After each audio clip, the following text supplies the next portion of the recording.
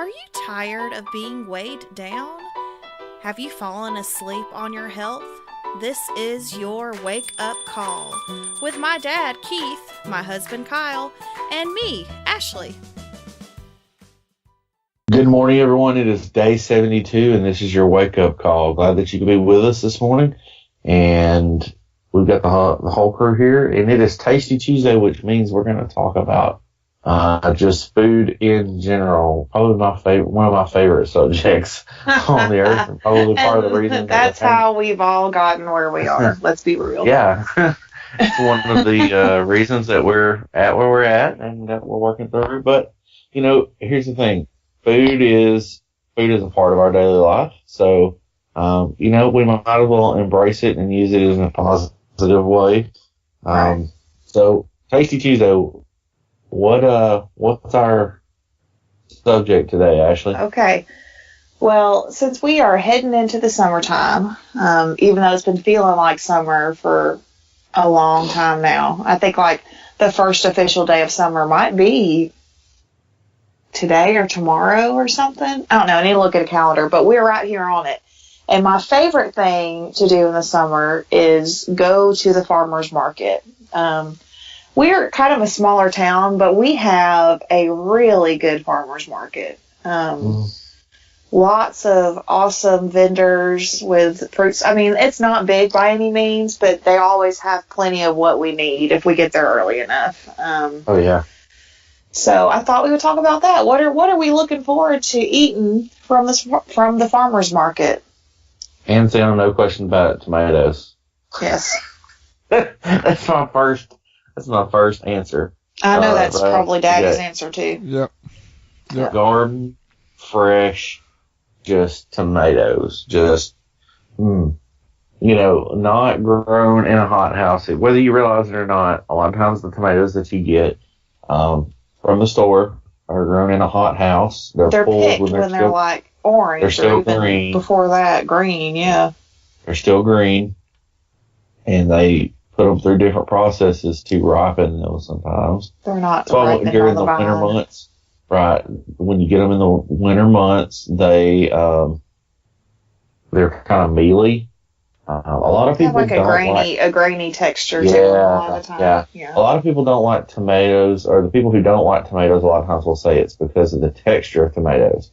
However, if you get a good garden fresh tomato, it has a completely different flavor and taste than what you get in the store, and it is a better flavor and taste. Just soft, tomato flesh. I guess flesh should be a weird word to use for it, but it really what it is. But there's so many things you can do with a garden fresh tomato in the summer. So, what's y'all's favorite way? Since we've identified what one of our favorites is, what's y'all's favorite way?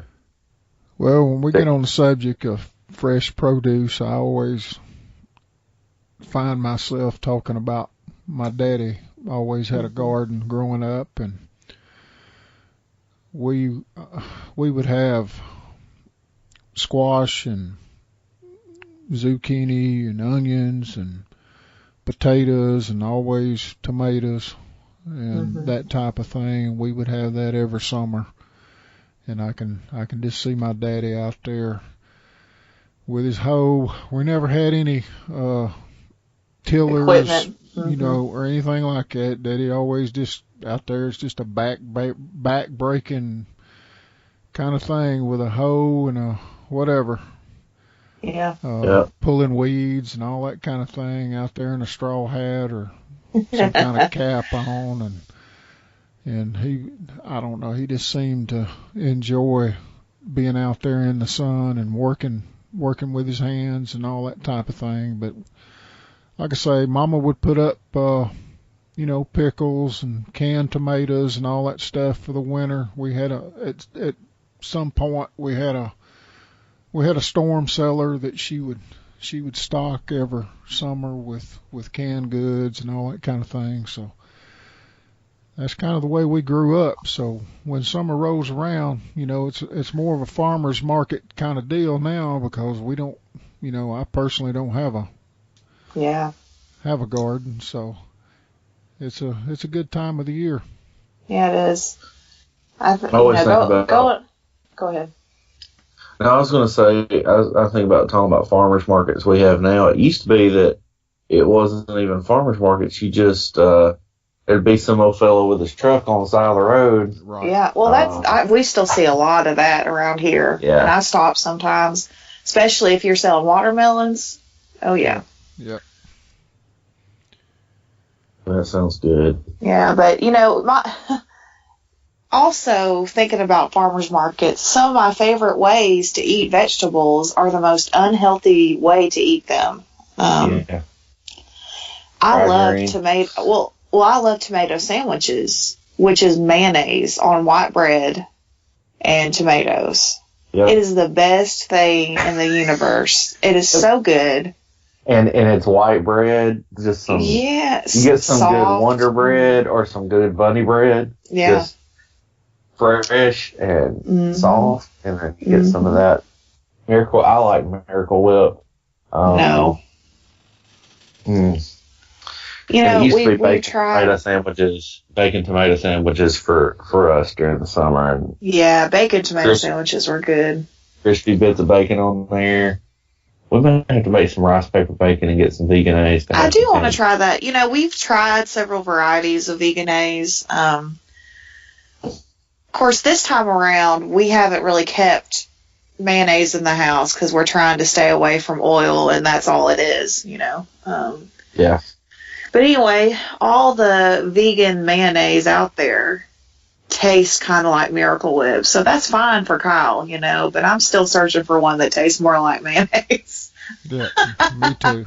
Because I'm here to tell y'all, I'm going to have some tomato sandwiches this week. Now, I'm not going to have one every day, but, it's not something I'm going to completely give up. So I got to find me a good mayonnaise to use. But anyhow, and, I also think of Pop, my grandfather, because even in his older age, when he couldn't do a whole lot, he gave up all the other vegetables in his garden, and even up until the end, he always had tomato plants. Always.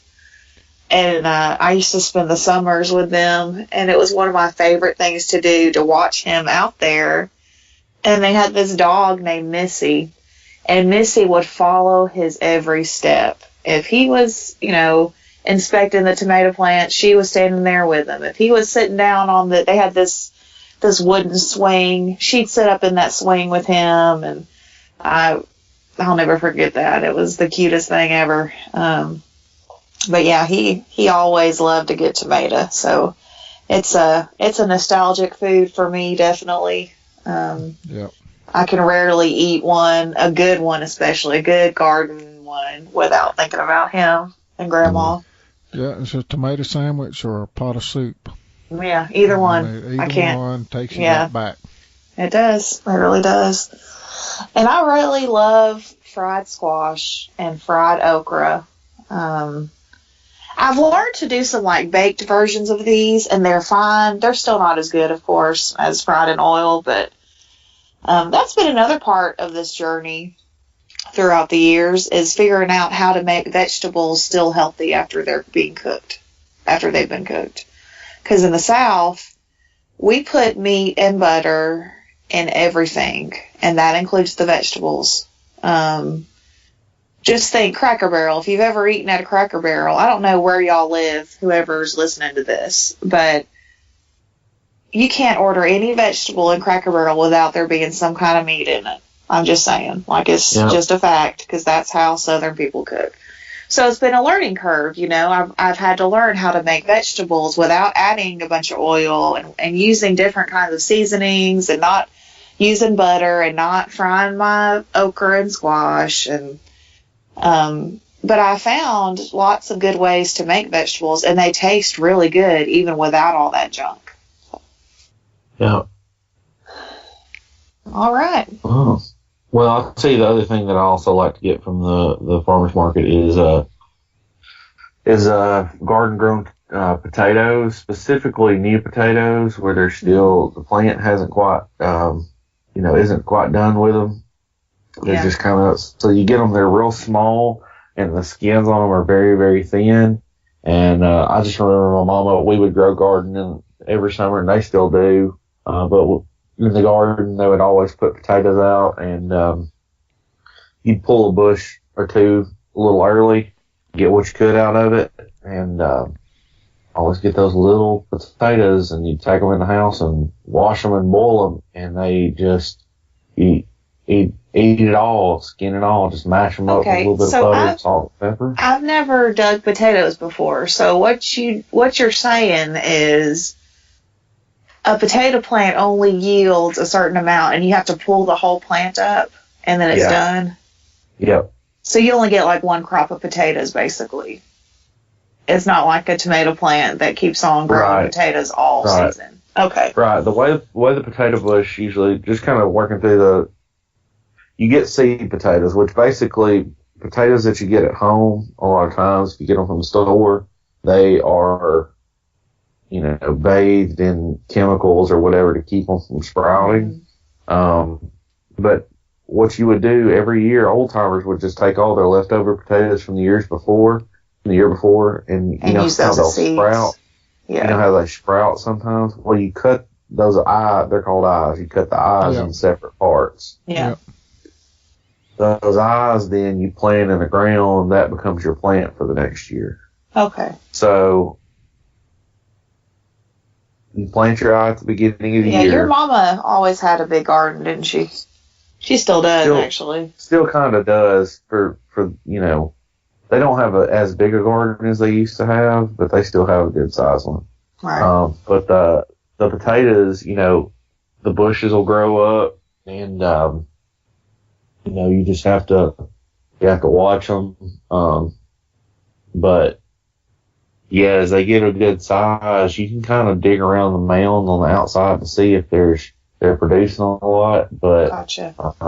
and cover it back up if they're not. But yeah, once you pull it up, it's done. So It's done. Interesting. Okay. So you just take a pitchfork and kind of from the outside get up underneath them, and we'd always just kind of pry them up, and then you pull the plant up and see what's underneath That it. was your favorite summer activity, right? Digging potatoes? It was the worst. Because here's what would happen is, and you had to make sure you got all the potatoes, and mom and dad would go down the road with a pitchfork and turn them up, Mm-hmm. and then my job was to come back and pull the plant back, and then you got to make sure you gather up and Get them all out. Yeah. So it was never a fun. It was never designated a fun activity from a young age. So it was the one part of the garden. Cutting corn didn't bother me one bit, which I didn't get to cut. That was another thing. I didn't get a knife to be able to go in there and cut. So and you had to cut the right ones, and so. Yeah, your mom was particular about that. We went out to the field here a couple of years back to pick up some sweet potatoes.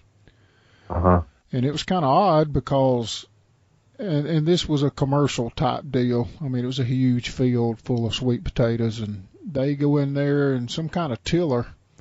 Yeah. And uproot those sweet potatoes, and it seemed to me about a third of them were cut, with the tiller. I mean, they were rendered pretty much useless. Yeah. But that's how they do it on a commercial basis, I guess, is they use some kind of tiller to dig those things up. And you had to, you're going to have some loss digging them up. Yeah. And that's part of they use the But pitchfork if you're sitting there digging them up and you stab one, you could take that inside and wash it and eat it that night. Right. And that's the it's not- thing, like, and even ones you get cuts on the outside, it's not going to render the whole potato useless. Right. Right. There's a lot, that kind of brings up the idea of food waste. There's so much food waste in our society. Yeah. Food that's usable, but because it's not cosmetically pretty, we don't use it. And so we throw it away or let it rot. And, it's just a shame because there's a lot of people who could use that food. Yep. So, Dad, was this place, did you pay by the bucket or by the pound or what? Yeah. You had like a 5-gallon bucket they gave you.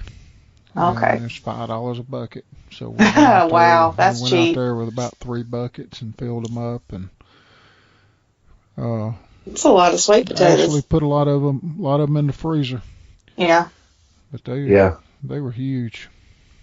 Now, see, if you had a good root cellar, all you'd have to do is have some shelves, and you could lay them all out Yep. Yeah. in a single layer, and get that same effect without having to freeze them. But Didn't your grandmother, Kyle, put them in pantyhose or something and put them in the cellar? no, that's onions. They would take onions. They would lay onions, and Mom and Dad still do that. They'll take and lay out onions in on like pallets where air can get up underneath them, and the outsides of them will dry, and then you can cut the tops off and then stick them down in a pantyhose where air. Oh, that's just like a holder. It doesn't. Okay. Yeah. Well, air will circulate, but it also, if there's any moisture, pantyhose will wick moisture off of them. Interesting. And then the air can kind of pass them.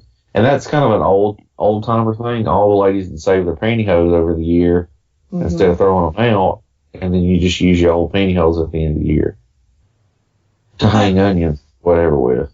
Yeah. And when that was a more common thing, I'll tell you, old timers just had a way of using everything to their advantage. I know, and we're really losing all that knowledge as they start dying, and none of us are putting it into practice. Yeah. It's all going to be gone, They didn't let anything go to waste, and everything that they had and everything they bought had a use. Right. I mean, there was no sense in going out and buying, I think about downstairs, even in our house where my grandfather's old workbench is, he had all his nails and stuff sorted into glass jars, and then he would nail the lid or screw the lid to the bench or the shelf, and he would just screw that jar in there to hold his nails and stuff. He didn't have to go out and buy a specialty nail holder box. It was, they just used what they had, but they had more durable stuff too. That's true. They used glass jars and metal lids on stuff, and now it's all plastic. And can't really hold any weight or, stand up to anything. So, but even then, we could still be using stuff in multiple ways today, but we don't. We're a throwaway society. We want to throw stuff away and not fix it or. Yeah. Well, Anyway, I'm gonna go ahead. That's another. Yeah, that's a whole other podcast we could talk about. But I want to know if y'all are listening to us right now. I want to know what are you looking forward to eating this summer? What in season summer produce where you live? What do you like to eat, and how do you like to prepare it?